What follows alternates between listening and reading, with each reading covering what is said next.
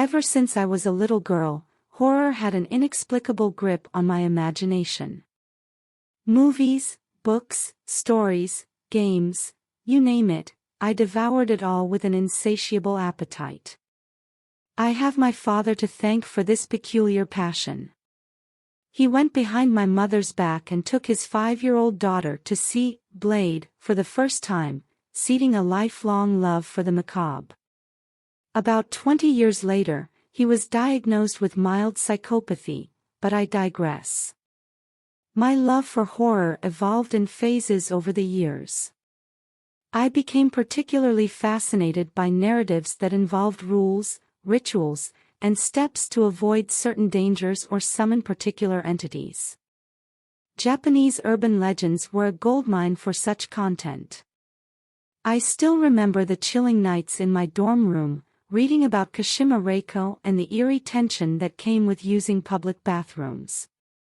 The thrill of imagining myself in the protagonist's shoes, memorizing every detail as if to prepare for a real-life encounter, was both exhilarating and unsettling. Though I now realize this might be an unusual way to entertain oneself, it was my unique escape. Recently, my life took a new turn. I got married 2 months ago. My husband, bless his heart, is a total coward when it comes to anything supernatural. I can't resist poking fun at him, especially after the night he woke me up, swearing me to promise never to mess with any cursed VHS tapes after watching The Ring for the first time. Despite his fears, when we found our dream house, a 3-story gem in the middle of nowhere, at a ridiculously low price, I couldn't resist teasing him about it being haunted. It was the perfect house for us and our 2 lovely Dogo Argentinos, with a sprawling backyard for them to roam. The timing was tight with wedding preparations, and though the deal seemed too good to be true, we were too distracted to question it deeply. We were wrong to dismiss our unease. The eeriness began as soon as we returned from our honeymoon. A red tulle, folded into a flower, adorned our front door. In our country, it's customary to decorate a new bride's home with red cloths and ornaments, so we thought it was a kind gesture from loved ones. We shrugged it off and went about our day. While my husband went grocery shopping, I geared up for a grueling laundry session, little knowing what awaited me. Hours later, between trips to the washer and dryer, I remembered the red ornament. Thinking my dogs would shred it, I went to remove it and discovered a piece of paper wrapped inside the tulle. My first thought was it might be a prayer or a well-wishing note. But the journalist in me craved to investigate further. The contents of that paper made my heart race with excitement. It seemed like a prank, one tailored perfectly to my morbid tastes. I assumed my husband had concocted it with the help of a friend, knowing my penchant for such dark thrills. With eager anticipation, I settled down with a cup of coffee and a pack of cigarettes to read the note. My love for horror evolved in phases over the years. I became particularly fascinated by narratives that involved rules, rituals, and steps to avoid certain dangers or summon particular entities. Japanese urban legends were a goldmine for such content. I still remember the chilling nights in my dorm room, reading about Kashima and the eerie tension that came with using public bathrooms. The thrill of imagining myself in the protagonist's shoes, memorizing every detail as if to prepare for a real-life encounter, was both exhilarating and unsettling. Though I now realize this might be an unusual way to entertain oneself, it was my unique escape. Recently, my life took a new turn. I got married 2 months ago. My husband, bless his heart, is a total coward when it comes to anything supernatural. I can't resist poking fun at him, especially after the night he woke me up, swearing me to promise never to mess with any cursed VHS tapes after watching The Ring for the first time. Despite his fears, when we found our dream house, a a 3-story gem in the middle of nowhere, at a ridiculously low price. I couldn't resist teasing him about it being haunted. It was the perfect house for us and our 2 lovely dogo argentinos, with a sprawling backyard for them to roam. The timing was tight with wedding preparations, and though the deal seemed too good to be true, we were too distracted to question it deeply. Welcome to your new home. As your landowners, we have provided you with some rules to follow in order to ensure your safety and happiness, as well as the well-being of the estate. It is imperative that you take these rules seriously and follow them to the letter. Rule 1. If you are newlyweds, the bride must keep a red veil, on her head from sunset to sunrise for 4 months, starting from the first day of moving in.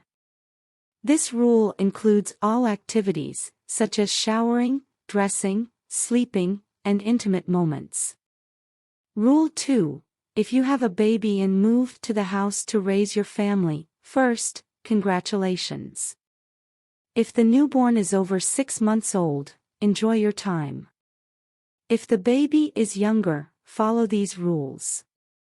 Rule 2.1. Do not leave the baby unattended while sleeping.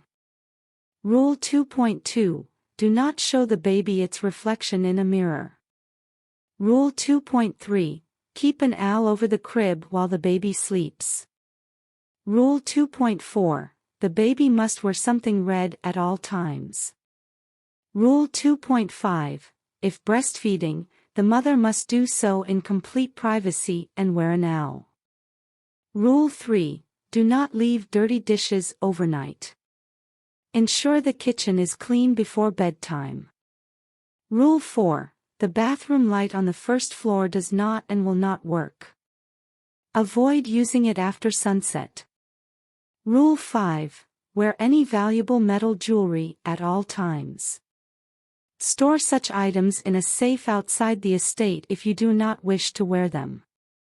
Rule 6. Do not attempt to remove the swing in the backyard, regardless of what you see or hear.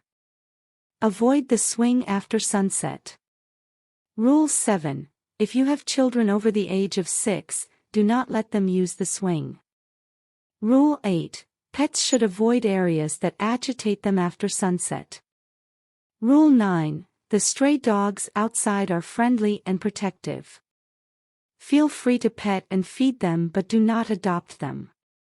Rule 10. Refrain from yelling and screaming after sunset. If you hear a woman singing softly, you're being too loud. Leave immediately and return only at dawn. As long as the rules remain unbroken, you will enjoy your life here. If you have any questions, feel free to contemplate them on your own, as we will deny the existence of this document. Sincerely, your landowners. I chuckled, reading the note over and over. The rules were an impressive blend of horror tropes and local customs, and I was convinced it was a clever prank by my husband. Exhausted from housework, I decided to take a bath before dinner. Seeing my owl in the laundry bin evoked a familiar mix of excitement, curiosity, and fear. I giggled to myself and surrendered to the warm bubbles. As I soaked, memories of my wedding day flooded back with perfect clarity. I was at my parents' house, waiting for the groom and his family. Everyone around me was crying, hugging, acting as if I'd never return. It felt like a sheep being led to slaughter. Despite my disdain for our cultural traditions, I didn't want to deny my family the memories they cherished.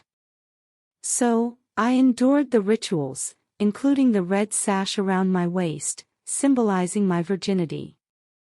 My brother's mischievous grin reminded me of our unusual bond, devoid of privacy. I had just given him advice on foreplay days before. He pretended to tie the sash twice before securing it, sparing us a scandal. Then, my father stepped in, tears in his eyes. The front door opened, and there stood the love of my life, his family, friends, and her. Time seemed to stop. Everything blurred except her. She was drenched, her clothes ragged and outdated, as if submerged in dark, dirty water for years. Her long black hair dripped the same dark substance.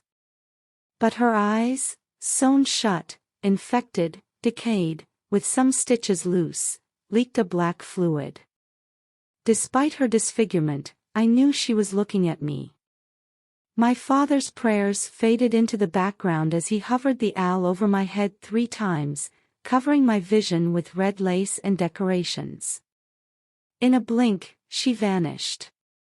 "You know you're lucky you're this tall, or you'd have drowned in the bathtub by now," my husband teased, pulling me from my reverie. I smiled, acknowledging the truth in his words. I had a tendency to fall asleep in inconvenient places. I got up, dressed, and joined him in the kitchen.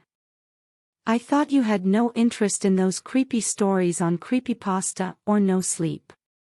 "You surprised me," I said, trying not to choke on the spaghetti I was shoveling into my mouth. He looked at me, confused. "I don't." "Why? What happened?" "You know, the set of rules written on a piece of paper hidden in the red ornament on the front door." "What rules?" "Did the landowners call?" His denial made me smile. I decided to play along. "You know, those creative rules written in cursive as a surprise for your beautiful wife. I thought the genius behind it could only be you, but if you say you're not, then I guess you're not." His bewildered expression made me question his involvement. I handed him the note. He read it several times, then said, "Very funny. Honestly, you're wasting your talent on pranking your husband. You should write a book." "Yeah, because I had all the time in the world for that with all the preparations and appointments," I retorted, and we laughed it off. 2 glasses of wine later, we concluded it was probably the work of our landowners, as the last paragraph suggested. Exhausted, I went to bed, leaving my husband to clean the kitchen. My dreams that night were a whirlpool of dread and foreboding. I was back in the house, every shadow and creak amplified, every corner hiding a sinister secret.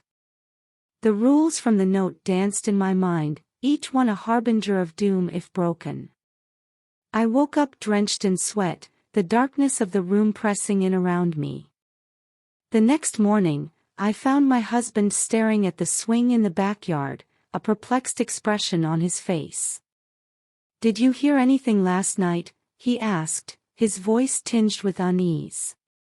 "No, why?" I replied, my curiosity piqued. "I thought I heard something, or someone. It was probably just the wind." He tried to laugh it off, but his eyes betrayed his fear. Days turned into weeks, and the house's oppressive atmosphere grew heavier. I began to follow the rules obsessively, the sense of an unseen presence guiding my every move. The red veil became a constant companion, its weight a reminder of the unknown dangers lurking just out of sight. One evening, as I prepared for bed, I caught a glimpse of a shadow flitting past the window.